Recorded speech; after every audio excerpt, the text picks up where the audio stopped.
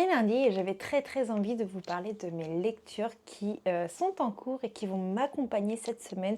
J'espère en terminer plus d'une parce que là, en ce moment, mon rythme de lecture est pas très fifou. Mais bon, il faut dire qu'avec plusieurs lectures communes, je n'avance pas forcément très vite dans les livres. D'ailleurs, n'hésitez pas à me dire si les lectures communes, c'est quelque chose qui vous intéresse et qui vous plaît parce que moi, personnellement, j'adore ça.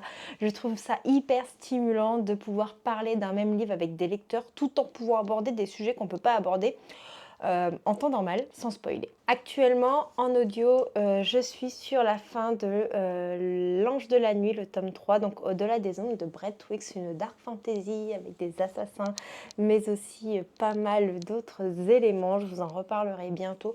Pour moi, ce tome 3 est un petit peu en dessous de ce que j'ai été habituée dans la saga, donc ouais, je suis un petit peu mi-figue, mi-raisin concernant cette lecture.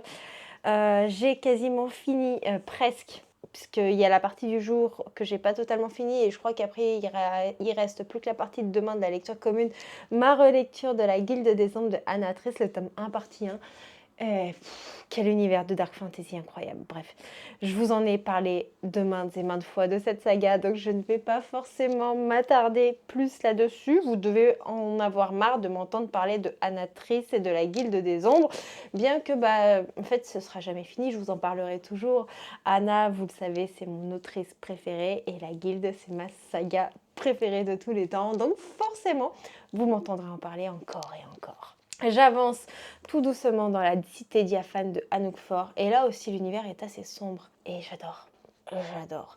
Alors c'est une lecture, le livre est pas très gros, j'ai lu que 130 pages, mais le livre il est pas forcément gros, mais c'est écrit vraiment petit, c'est très dense, il y a beaucoup de détails et c'est génial, mais c'est pas le genre de livre par exemple à la fin de la journée quand on est fatigué où on avance vite ou que l'on lit au moment de s'endormir parce que ça demande une énorme concentration. J'ai commencé en fin de semaine Wicked Games de Anita Higgins. On est dans une romance où on a une héroïne qui revient d'Italie, elle s'appelle Amaya, et elle arrive à Londres en espérant pouvoir être logée par son frère, sauf que l'appartement de son frère est en rénovation, donc lui dort chez sa copine, mais il n'y a pas forcément de place chez sa copine pour accueillir Amaya, donc il va demander à un de ses meilleurs potes de loger la jeune femme. Elle va se retrouver en colocation avec Hunter, un neurochirurgien, mais celui-ci est très antipathique, et tous deux, on sent qu'ils ont des secrets, donc je ne sais pas trop ce que ça va donner. Et la dernière de mes lectures, c'est également une lecture commune. Je pense qu'on va la terminer cette semaine. Il s'agit de White Sky de Zaya Feli.